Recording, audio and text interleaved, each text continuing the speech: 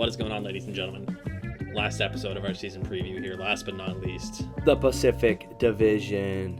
Of course, previously we did discuss the other divisions. That's the Central, the Metropolitan, and the Atlantic. You can check out the links to those and watch those episodes. It would be greatly appreciated if we could get some feedback, your thoughts as well. Make sure you guys go back and check those out. But for now, we are going to be discussing the Pacific Division. The very top-heavy Pacific Division. Absolutely top-heavy. I can agree with you entirely on that front. Yeah. It's almost, the way I see it, it's almost a shoo-in already who's going to make the playoffs from this division. Yeah. If you're going to bet money, this is the division where you've got the safest chances of getting your cash back. I think the safest chance, actually, is just to bet the Washington Capitals to win their division, and you win. Okay, yeah, that's true. Okay, but if you're betting, who's making the playoffs, it's pretty easy here. I guess we'll go bottom to top if we're starting with the Anaheim Ducks. Yeah, we're going to start with the Anaheim Ducks here. But most importantly about this division is the Stanley Cup champion will be coming from this division. Oh my one God. way or the other. I think so. I just had to get that out there. Yeah. Whoever comes through between San Jose and Vegas is going to win the cup. Okay, that's fair. Anyways, here we go. This Anaheim Ducks. They're not good. They're not good. They're not That's good. It. All right, next. No. We got to talk a little bit about these guys. They have potentially one of the best goaltenders in the NHL. Oh, shut up. Oh, come You're not on. about to call John Gibson. He's no. amazing. No way. There's no way. He's got no one there. Barely man. a top 10 goalie. Barely. Get out of here. No way. There's no way. If we were going to talk about guys on this team, I mean, they have literally two defensemen that I think are good, and that's Hampus Lindholm and Cam Fowler. Yeah. But those guys need support, and they don't have it. Ryan Getzlaf is old. He's old. I mean, have you seen that hairline? Brutal. It's keep a helmet on, man. Yeah, keep that on. I mean, he's a great guy. He's an insane mentor for these guys. He'll have a job in the organization forever. As long as he wants to stay there. He's been, a Ducks hero for a long time. The name will be in the rafters. Losing Corey Perry is going to be tough for them. Not that he played all that much last season, and they've already been through part of the adjustment period. But it's really going to give room for guys like Sam Steele, who highly touted prospect, to come up and do some work up here. Ricard Raquel's going to probably be their top scorer, who a few seasons ago you might have never even heard of him if the Anaheim Ducks continued on their trend of being a playoff mainstay, which they are not this season. But at least we get to see Ryan Miller play a couple more games. Yeah, gotta love Ryan Miller. I always have a soft spot for him. One of my favorite goalies of all time. Probably a Hall of Famer. I could see it going either way. Yeah, I don't think he will, personally, but he is one of my favorites ever. I think with this team, what we're looking for here is to see the kids come up and to see what we get from them, like Max Comtois and Sam Steele. Oscar Kasha. Yeah. That's how you say that, I believe. Yeah, is it? I think it's Kasha, yeah. Yeah, something like that. Kasha, it's not Kasha. Case. I know it's not Case. No, it's either Kasha or Kasha. Yeah, he's a solid player. We'll see what they can produce. I mean, maybe they'll have some fantasy sleepers for you, but beyond that, it probably won't be much. Yeah, no, other than that, we're just going to see, they're just going to roll out what they got and see what they got with the young guys. I mean, the upside to the season is they got nothing to lose. Yeah. They're not expected to do anything. Yeah, that's always fun when you're not expected to do anything and you get some wins. You got good weather too. I mean, those are the upsides. Those third uniforms are atrocious. I don't mind them. They're better than last year's. The orange is, I don't know. Orange as a base color for a jersey is just, it looks pulpy. I think John Gibson will steal games for them. They'll get some wins just on the back of him. Sure. Okay. Whatever you say. Let's move on. We're going to Phoenix for the Arizona Coyotes. Yep. So they've locked up Clayton Keller. I think he needs to make another step. He needs to prove he's better. Hopefully he put on some mass, because I think last season, if you look in his hits category, he might have actually got negative hits. Yeah. Every time he bumped into somebody, he'd fall down. No. Yeah, he was just such a small guy, and I don't expect Johnny Gaudreau to go out there and hit 50 guys a season, but at the end, when you see him go into the corner, you don't tense up thinking he's going to snap in half like a twig either. Yeah. Keller's got that same kind of movement, but hopefully he's built up a little bit, because they're going to need him to be a number one center sooner than later. Yeah, most definitely. they basically have all their eggs in his basket. What do you think about the trade here? We kind of already talked about this in the previous episode. With Pittsburgh. Yeah, again, I think Pittsburgh wins that trade. Not that Galchenyuk was putting up crazy numbers in Arizona, so maybe it's not that bad of a loss for Arizona as much of it is as it is. I think it's a win for the Penguins. Maybe it kind of works out for both of them a little bit. Well, that's how I saw it from the other perspective too, where losing Kessel is a loss for the Penguins, but it's not a gain for Arizona here. We've been in situations before where Kessel has to be the guy, and he's not stepped up. He's not stepped up to the plate fully, and the problem here is he's older, than he was, say, in Toronto. So it's gonna be hard. It's gonna be a hard ask for him to. It's a tough sell to be the guy for sure. If I was gonna wager money, like if he has a 22-goal season, I won't be surprised. Like he's just not gonna. He'll put up some goals. They'll have some power play time. He'll make their power play better. But on defense, you've got like Nicholas Hjalmarsson. They won Nick Schmaltz trade, I think, with Chicago. There, Schmaltz is a good pickup. He's a good player, but really got OEL, who's having some injury trouble. Yeah. If he can't stay healthy, it's going to be tough for them to do much. Again, I think they need a goalie. I don't think Kemper is a number one goalie. I don't think Ranta is a number one goalie. I think you're wrong. I like these goalies here. Yeah, that's why you picked Kemper, and absolutely. If he gets you 5 wins this fantasy season, great. The Coyotes last year, they actually only missed the playoffs by 4 points. Yeah, they made a late run. They did, yeah. But that's a timing thing, and that's when you have the right group of guys together set out to do something. And that, again, you said that, like you said, this division is really weak beyond the top few teams. Yeah, exactly. That's why they have that chance of being on the cusp. But still, the fact that the way I see it, there won't be a wild card team from this division. Yeah, they can't contend with the wild card teams from the Central. That's the problem. So, as you could finish in a fourth place spot here, but you're nowhere near the playoff. Yeah, you're still going to be like 8-9 games back when it's all said and done. Yeah, so unfortunate for the Coyotes, but I do think they're on the trend upward. It's just the Kessel trade may have set them back a little. It's a tough go. I mean, they need a draft pick at this point. Some people seem to be already counting down the clock until Austin Matthews comes home. Yeah. And maybe that's when they really start their rebuild. Maybe they've just got to kind of 5 more coast years until then. We're not, but I don't know. For now, the Coyotes aren't going to be doing much damage. A team that does stand a chance at doing some damage is the Calgary Flames. Last year's division winners. And Calgary then first-round loser. Yeah, and first-round loser. Another team kind of like the Lightning. But that's the nature of Western Conference playoffs. Yep. Western Conference playoffs are a lot more interesting than the Eastern Conference because they're less predictable in that sense. And for a team like the Flames, I think now they've got the chip on their shoulder that they need to come out and contend. Mark Giordano, Norris-winning defenseman. You've got guys like Noah Hannafin on that blue line, TJ Brody, Travis Hamonic. They've got one of the best decors in the NHL. The question for them is not going to be scoring either. I mean, they've got solid up front guys. They locked up Matthew Tkachuk.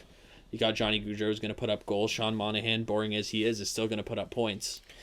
Yeah, I think everything clicked for this team last year, where everything good that could have happened and everyone's potential, they all hit it. They maximized it. They definitely maximized their output. It went off. The only guy that failed last season was James Neal.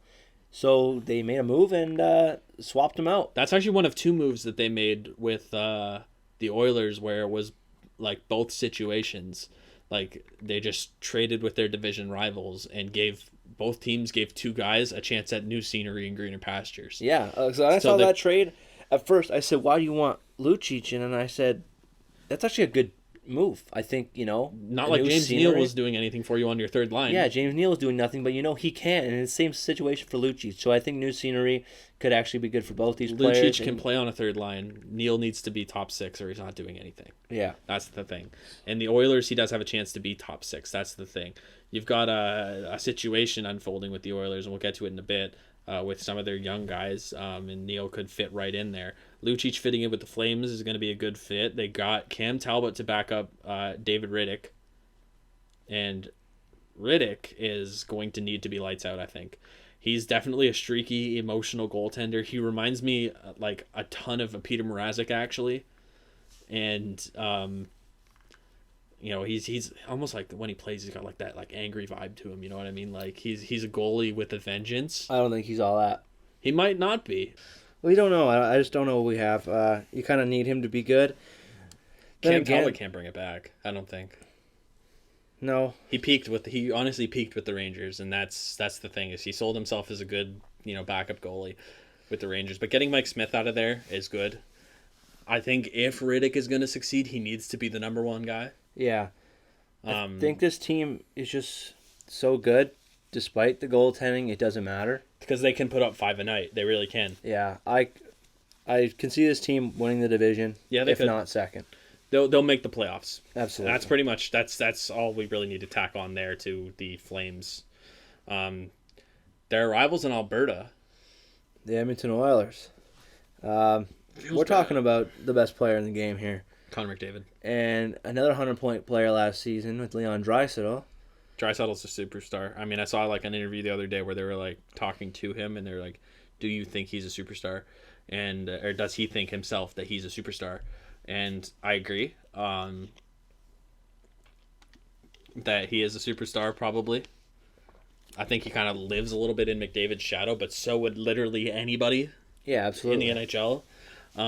And he's at least another bright spot in what's been a rather dark few years for the Oilers as a result of the Chiarelli effect. Yeah, I'm sorry, but I feel like you're wasting these talents. These are 200-point players on a team that can't make the playoffs. You've got like probably 2 of the best 20 players in the NHL. Yeah. And that's the only reason that's at that 20 is because Draisaitl could be put anywhere. Draisaitl might even be a top 10 player. Who knows? He's got such power. He's very smart with the puck. He's got really high puck IQ.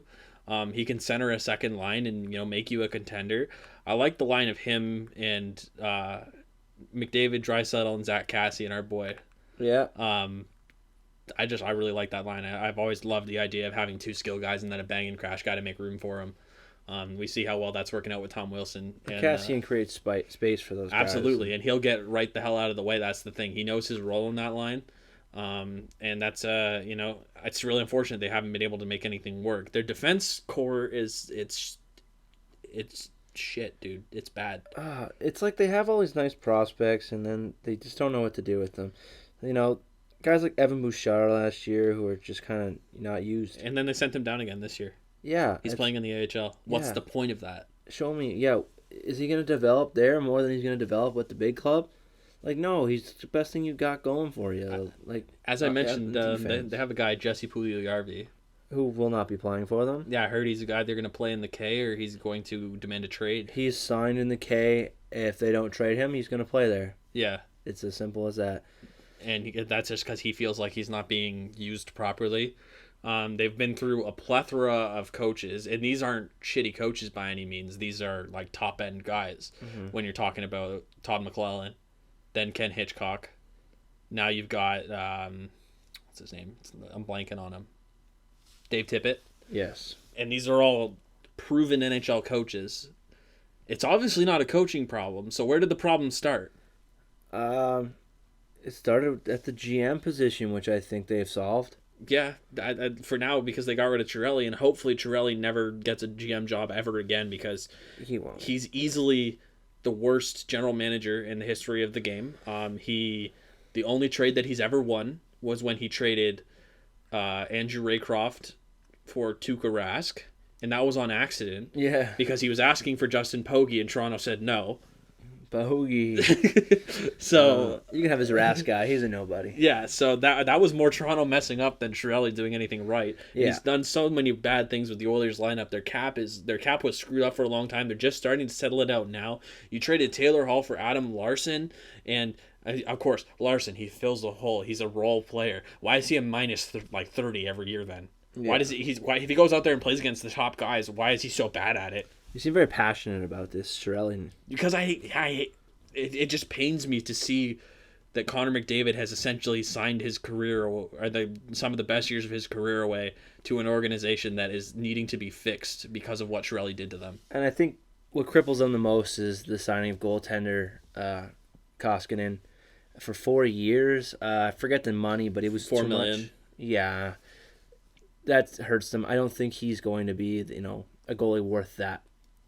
Yeah, he's got potential. He's a solid goalie. He could have been a good goalie in like a 1-2 punch tandem. Yeah. But I don't know if he's a solid starting goalie. Mike Smith is proven he can do the 1-2 punch thing, kind of. Well, he needs to because he's old and cannot. I don't see him playing. He's more of a mentor guy games. than anything, and he's got a. Well, they have to basically hope he can mentor this kid because he's locked up. He's not a kid, dude. Koskinen's 32. Oh, right. He played a long time. He played a long time in Europe, and now he's over here, and it's let's hope if they finish very low this year, it'll be a tandem there. Let's just hope if they finish very low this year, which I think we're both expecting that to happen. Yeah, they won't make the playoffs. I want them to draft a goalie, please, for the love of God. Yeah.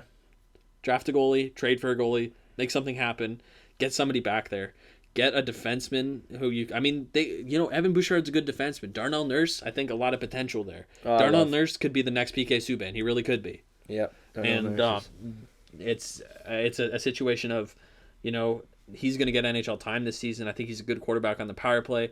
But when your top defensive pair is Adam Larson and Oscar Klefbom, who, despite playing, feeding the puck, constantly passing the puck behind the net to the fastest player in the NHL who scores 100 points a season, constantly being on the ice all the time against top players, it really doesn't make any sense that those guys are playing as badly as they are, and they need help on the back end and in net. It's not a forward question. It's not a scoring question. Maybe it is a little bit. I mean, last season we talked about, they were talked about a lot that McDavid and Draisaitl accounted for like 57% of the team's scoring output. Oh God, or something like that. Yeah. So two guys are more than half of your combined scoring output, and that's a problem.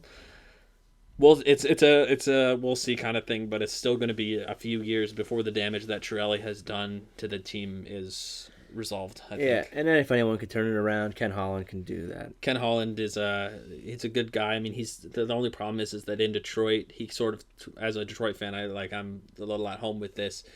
He became pretty known as like the guy who gave a lot of like respect contracts is what I called them, where he would like sign an older guy for like more money than he's worth because he deserves it because of his career or the numbers that he's put up in the past. He puts a lot of value in players in their off-ice contribution.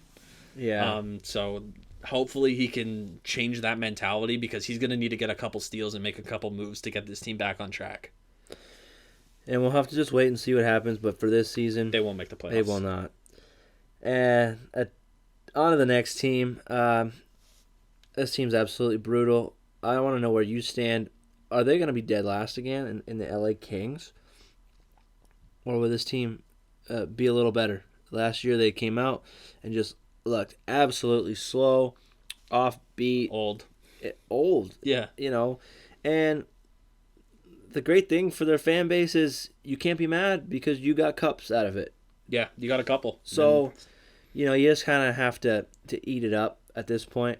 But it's a long time that you now have Drew Doughty signed up to play there. And is he going to be playing on losing teams for the rest of his career? Or do they trade him and give him a chance somewhere else to continue with his own legacy, right? That's a good point that you bring up. Beyond Drew Doughty, they don't have a ton of blue line potential, I don't think. No, they wrapped a lot of money up into him when it comes to the blue line. Maybe Alec Martinez, he's still there? No one even knows. That's the thing, right? Nobody even knows. The thing about the Kings is that now we're looking at a guy like Kopitar. Yeah. And, he's going to be a solid leader forever on that team. He'll probably be a career King. Yeah, I think Kopitar is gonna have an okay season. Like, he'll have a better year than last year. Yeah. And that's what I'm saying. I think this team will be better than last year, but I don't think it'll be anything shockingly better. Yeah, Jonathan Quick's still going to have to play like a 70-game season. The nice story that came out of last season for them was Jack Campbell. Yeah. Our Memorial Cup guy. Finally, after how long of just failing in the NHL, just finally finding some kind of footing, some good notes to hit, and then he gets hurt. Yeah, that's real unfortunate that he had gotten hurt, but it's a good, a bright side that you get to see that. And then the young guy, Cal Peterson. And then you have Cal Peterson, and I think their goalie future is bright. It is Cal Peterson, but he catches on the right hand. What else can you ask for? What do you see left in Jonathan Quick? Is years wise? Yeah, is he going to be moved? Is he going to finish out his career here? I could see both. Is he valuable? He's got some value to him. Obviously, he's a tried and true goaltender. He's still quite athletic, even for his age. He's getting up there. He's definitely got value. So if at the deadline they do really decide that, okay, now's where we blow it up. Now's where we turn it into picks. Now's where we start looking towards the future. It's not like the rest of the division's getting. It's not like we're going to get any worse behind the rest of the division, because this division is 3 teams already and everybody knows it. It's going to be an interesting trade deadline for the Kings, I think, this season. Yeah. You've got old guys who could be moved. Jeff Carter, even, I think, could be moved. He's coming up on the end of a deal, I think, soon. Yeah, it's really up in the air. It depends what they look like. I mean, they're not going to be in a pretty situation. It just really kind of depends on what they want to do for the future and if the right deals are there to make. Yeah, it's going to be something that falls into place as it goes. But the Kings won't make the playoffs, and that's a safe bet for us. You want to take this next one, probably? Yes, so we'll move on to the best team in the National Hockey League, the San Jose Sharks. Just give them the cup now. You'd love that, wouldn't you? Well, when all my favorite sports teams suck, and I have one that I can depend on every year for having a successful season, and they can never get over that hump, I'm just give me one. Yeah, you want to see it. I want to see, especially while Joe Thornton is still there. They spent a lot of money this offseason in one player. Erik Karlsson, $11.5 million over the next 8 seasons. He's fragile, man. You will be playing with this guy through the bad years of his career. But you did it for one reason, to win, and win now. You got to. And so they need to win the cup now. They're another team, like I've mentioned in previous podcasts, like the Toronto Maple Leafs. They're built to win now, and if they are unable to do so, it's a rough road ahead. So the Sharks are at this point where they do need to win now, and they have the team that can do it. Now, I don't think they're as strong depth-wise as they were last season, but with the kids taking a big leap last year, like the Kevin Labanc and a Timo Meier, they even did really well. In Hertl, these guys can build off of that and be superstars for this team. Well, that's the thing, is with Pavelski coming out, you know more about the depth chart than I would in this situation, but I would assume that would allow Kevin Labanc to slide up into a top 6 role, would it not? They have Kevin Labanc currently slated in the top line. Okay, so yeah, see, I mean, and we've watched it. He's got an incredible shot. He's got an incredible offensive mind in the offensive zone.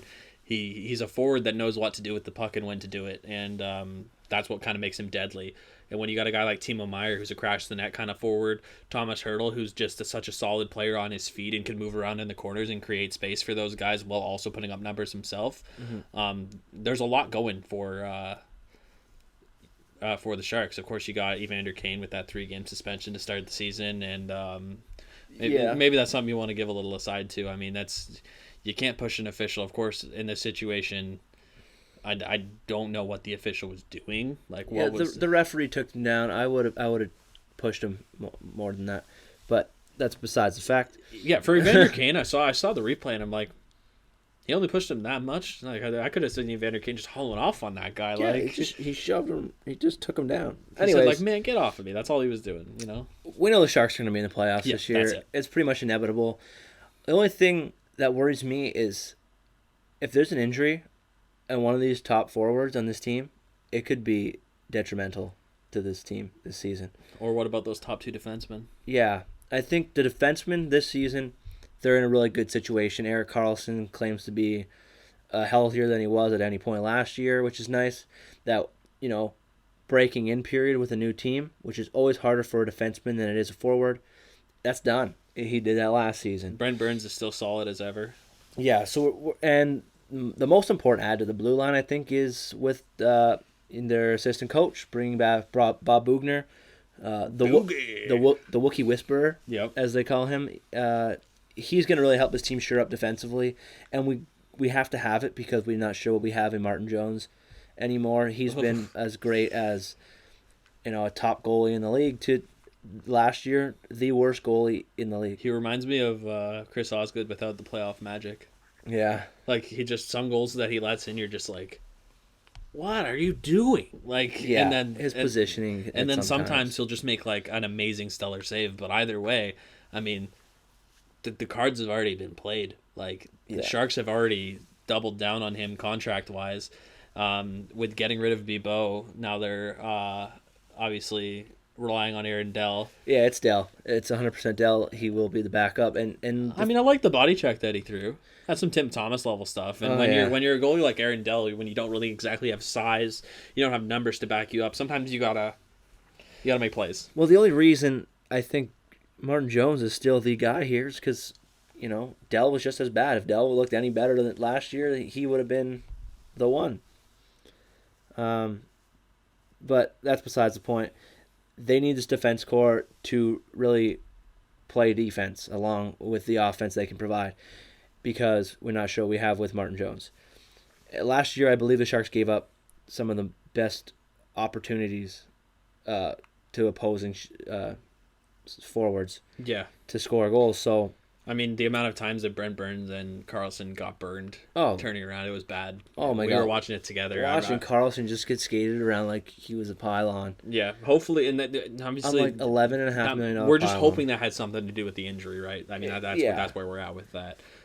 Here we are. I mean, I'd say that the Sharks make the playoffs, no questions asked on that one. And second they got to make a run. And I'm right with you there, hoping that Jumbo gets one, because if there's any player left in the NHL that deserves a cup, it's Joe Thornton. It's that would really that would be the storybook ending to his career, as you had said to me, and that would be icing on the cake. Something.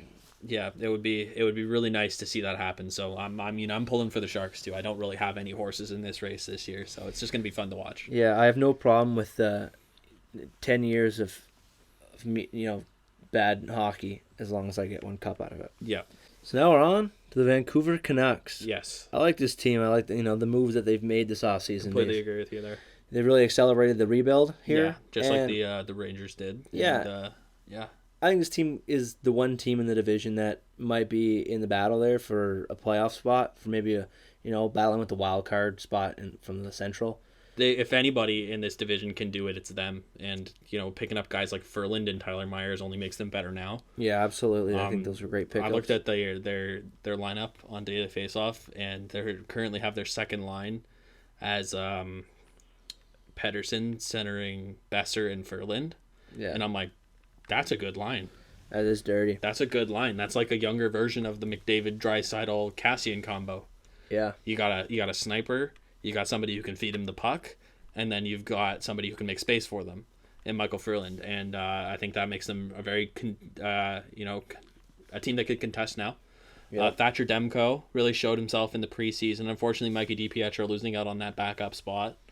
Yeah, no, I think that's fine. I think Mikey's still a young kid and he's still got a lot of work to do. Yeah, plenty of years ahead of him, and the goaltending is basically shared up for many, many, many years for this team. Yeah, the way I see it. As long as Markstrom stays solid, they could squeeze into a wild card race. And I mean, if Pettersson can repeat what he did last year, he's like single-handedly replacing the Swedish connection. Yeah, so the goaltending on this team, not a concern in my eyes. You think Markstrom's good? Yeah. Yeah, Markstrom's good, and they also have Thatcher Demko there. They'll be fine. Yeah, it's gonna be. I mean, their blue line is like okay. Alex Edler's getting a little bit older. Yeah. I think they still got good Branson. Picking up Myers is a good addition to that blue line. Yeah. And then Quinn Hughes, the brother of first overall pick Jack Hughes. Quinn Hughes is a small defenseman. He can move the puck pretty well. Yeah. Him and Tyler Myers playing together could be a nice contrast. Yeah, I think Quinn Hughes is another guy that we got a little piece of him last season and he looked okay. He's going to be a guy that really catches eyes this year. He's going to be their Pettersson of last year, where everyone was watching him. Look at this guy. I think Quinn Hughes is going to turn a lot of heads, and people are going to be really surprised with how great he comes out this season. Yeah. Okay. So we agree. The Canucks, probably not a playoff team, but if anybody from this division is going to be able to contest the Central's wild card race, yes, it'll be Canucks that are going to get their foot in the door on that one. Hands down. Okay. And the last team, but certainly not least, I think this team is... This is your nightmare team. They could potentially win this division. Yeah. And I hope they do. This is the way I don't have to face them in the first round. Yeah, the Vegas Golden Knights. I mean, I love that rivalry, though. The fact that they're literally 2 years in, Yeah. And they've already got such a, like, they're 2 years in, and the rivalry between the Golden Knights and the Sharks is one of the best that hockey's ever seen. And they got 4 games to play against each other this season. Yeah, the Vegas Golden Knights setting records, you know. They made the Cup final already. And this the fewest amount of, you know, seasons and to have a vicious rivalry. This is probably the rivalry of the modern NHL. Hockey. Yeah. That's like it, you know, the one of like the early 2010s would have been your Boston, Montreal, maybe. Yeah. Before that, you know, in the early 2000s, it was like your Detroit, Colorado. Oh yeah. That stemmed into the late 90s. But I mean, this one's right up there with it already, and it's only 2 years young. These teams hate each other. Oh, it's out, and we saw it at the end of the preseason, the final preseason game. Yeah. I mean, I'm not surprised if when they played literally tonight in a couple of hours, we see some gloves flying. Well, the glove flying man in Evander Kane is unfortunately suspended. Oh, they got other guys who will fight on the Sharks, though. Absolutely. But regardless, this team is stacked. Yes, they are a stacked team. Yeah, they lost some pieces. I would say this team's not as good as last season, but they're right there. You know, they're roughly the same. Yeah. I think skill-wise, if not, you know, they're going to be an amazing team. They will make the playoffs, if not win the whole division. Yeah, they can win the division. I mean, they have a solid first line. Sleeper pick of for hits, they've got the top hitter in the NHL in Carrier, as long as he can stay healthy. Ryan Reeves, and then Nosek centering them on the third line. They did lose Belmar. It's a bit of a loss in your leadership, but again, every time they lose somebody, even though they're only 2 years old, they seem to replace them. So they lost Neil, but they got Pacioretty. Yep. They lose Colin Miller on the blue line, but they've got Shea Theodore ready to come up and, you know, enter that top pair. Yep. We're gonna see a full season of Mark Stone. Yeah, if Mark Stone comes into the lineup. You've got just a ton of really good pieces. William Karlsson's another guy who's going to score 30 goals again. You know, making Columbus regret leaving him available.